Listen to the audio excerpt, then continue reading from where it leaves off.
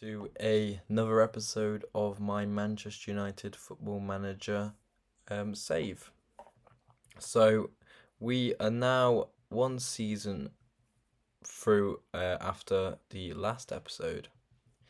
And of course, I showed you kind of the mid-season, and now I can show you how this season went. Um, of course, Hoylands was the top scorer, so you already know that, and we know we've won the league already. Um, but I can show you what happened this season, how our transfer debts changed over the season, what were the highlights, and what's the next plans for this season. So as you saw earlier, yep, you're correct. We've won the league 3 times in a row. So yes, I say just, we made it over Man City by about 6 points. So there wasn't really any challenges this year. At one point, I thought Liverpool was going to be challengers.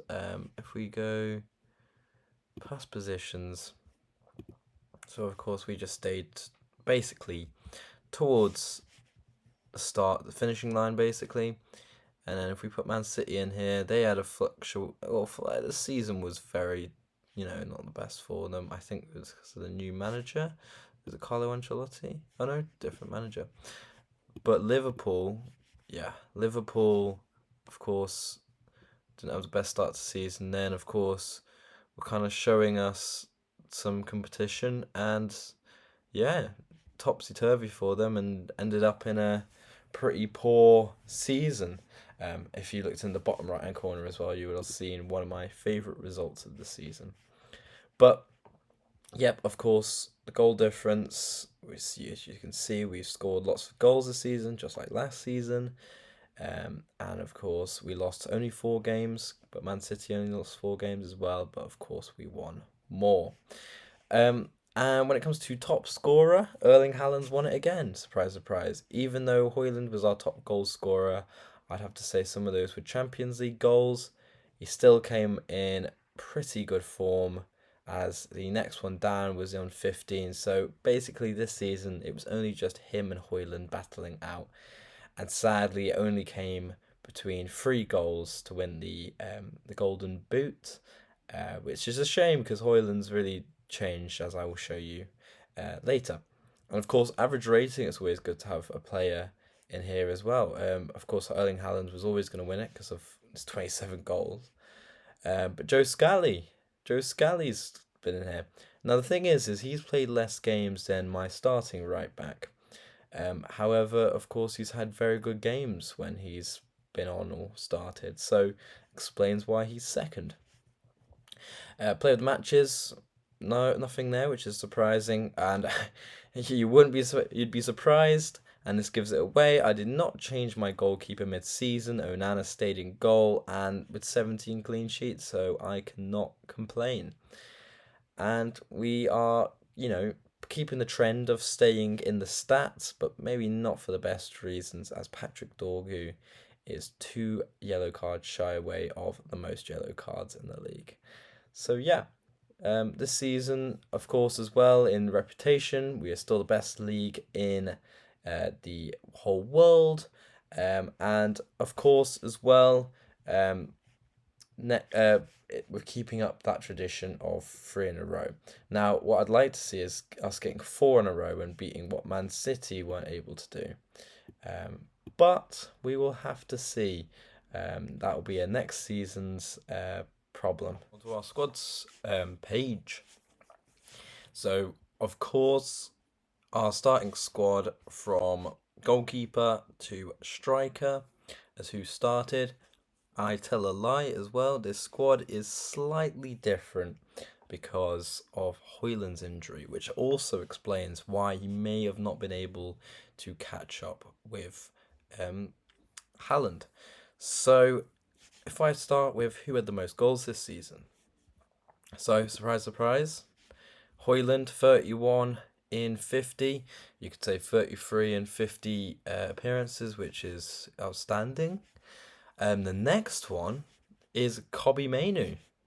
Now, Kobbie Mainoo got 24 in 37, which is absolutely outstanding. I have no idea how he's done that, but of course, being in the attacking midfield position, possibly that explains it. If we look at Kobe Mainoo right now, he is just at 22 as well. He has valued at a lot of money, just greens everywhere you can see.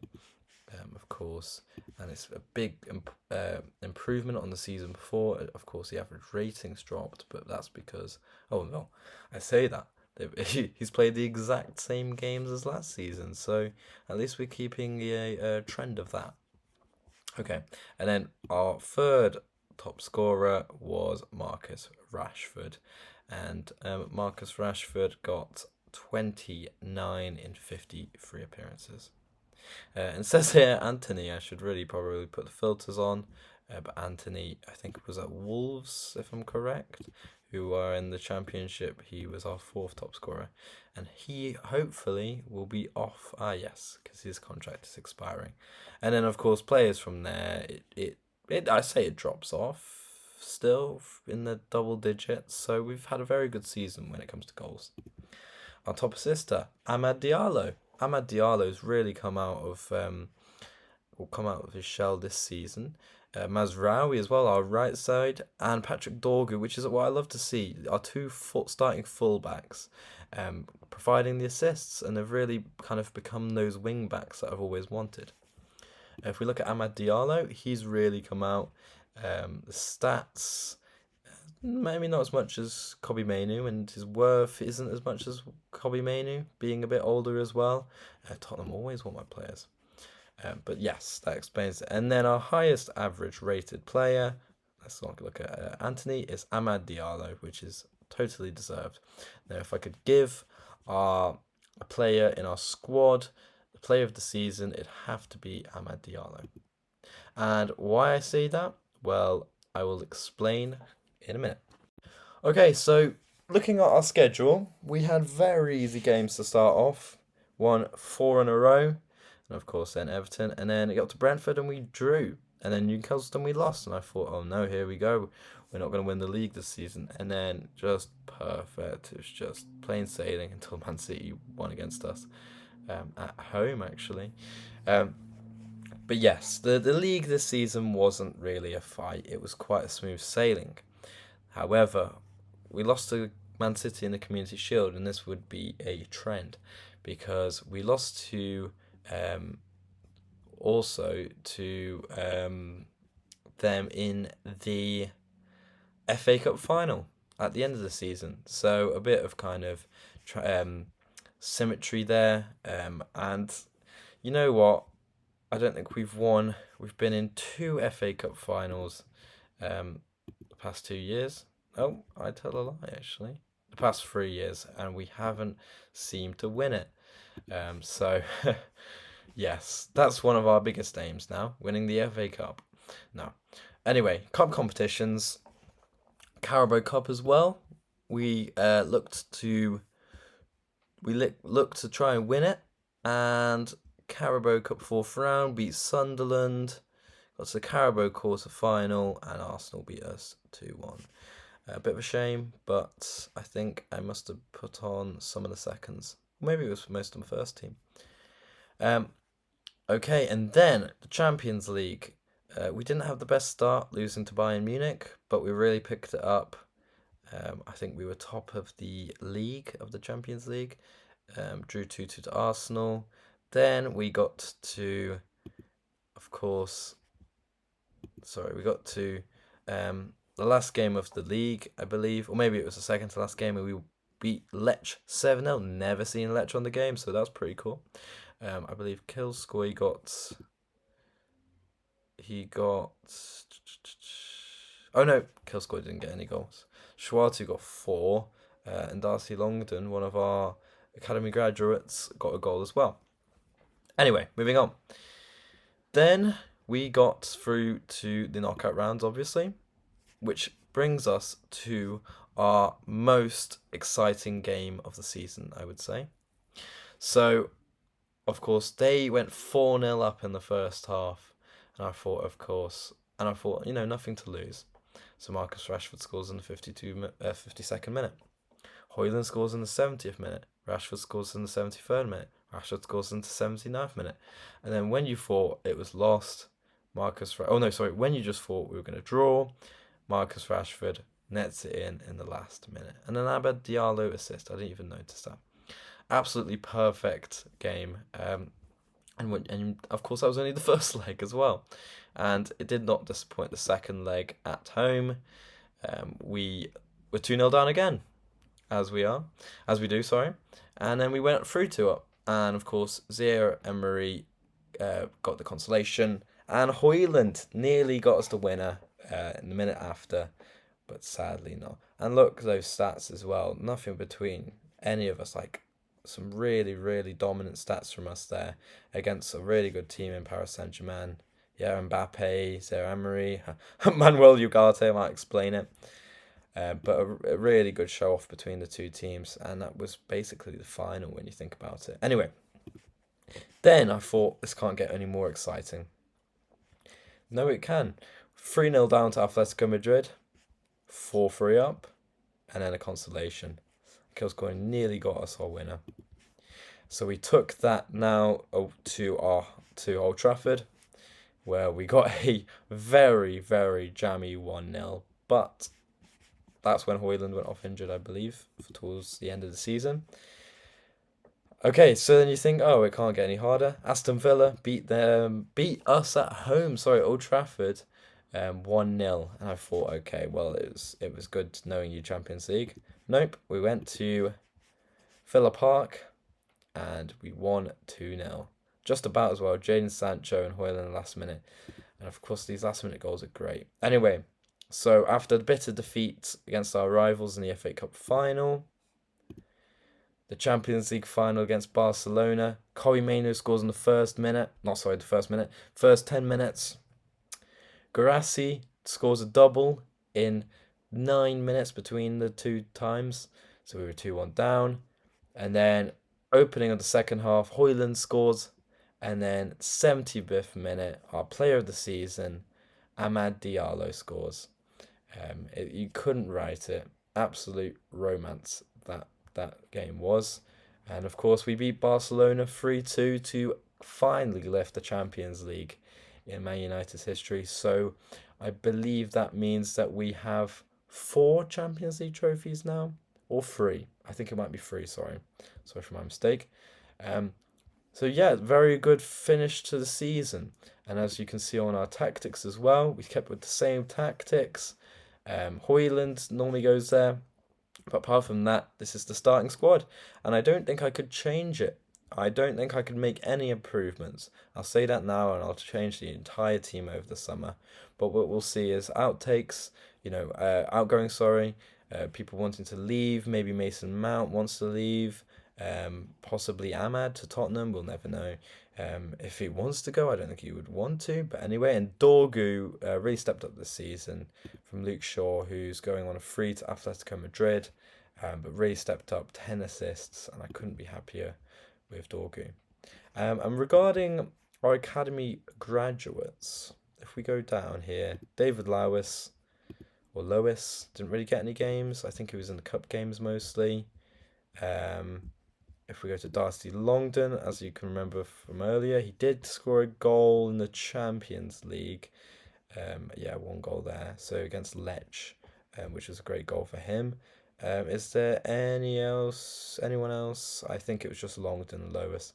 But if we looked at our academy graduates coming through this season as well, who came in, so we've got a guy called Dennis Nolan. Doesn't look amazing. What I would like to do is upgrade the youth facilities. But overall, great season. Finally, what I will show you now is our net debt now has gone down to 103 million, and our transfer debt has gone down to 28 million. So absolutely perfect. It's looking great. Finances for next season as well. We've got 40 million to spend after winning the Champions League, which is an absolute nightmare. But luckily, we've got a really great squad. And for players we're looking to bring in, couple minors I got on the free, and I thought with those stats, getting him on a free, and I can't remember what contract I looked to get him on.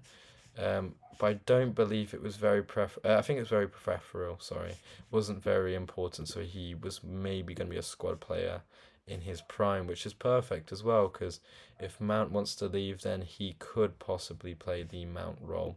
Um, yeah, that's going to be an interesting one.